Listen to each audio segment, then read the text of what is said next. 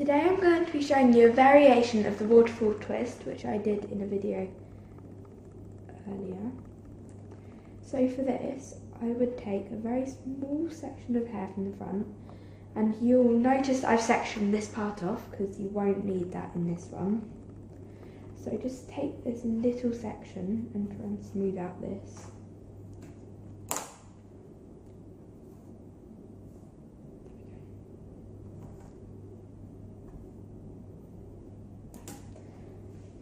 So now divide this into two and do your first twist. So that you're like this. Now remember to twist the top one down and the bottom one up. This is important because it will affect the way it looks. And then making sure you've got this bottom strand when they're both like horizontal. I would pull that across the hair. Now you need to pull it quite tightly to get this effect.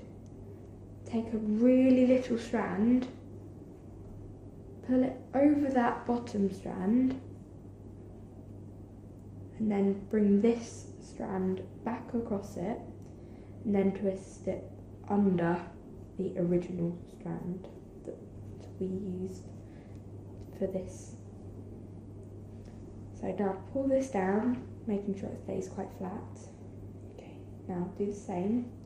It's already twisted this time, so now all you have to do is bring this section across the hair and then pull some through.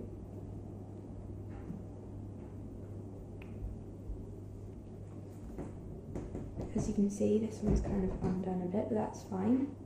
So then just twist it over.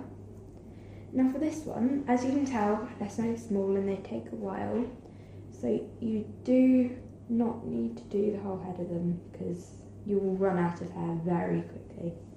So then just pull it through and pull. I would normally only do about 4 of these, but for this video I'll do maybe 6.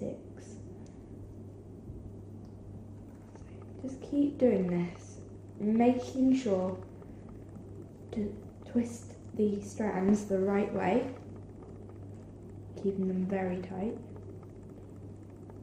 There we go. I would sometimes just leave it like that because I think that's very effective and pretty. But if you want, you can just keep taking strands, putting it over and twisting them. Just stop there, because I think that's quite pretty. And then you just take your pin, keeping these the right way. In fact, I'm going to do one more so that it fits.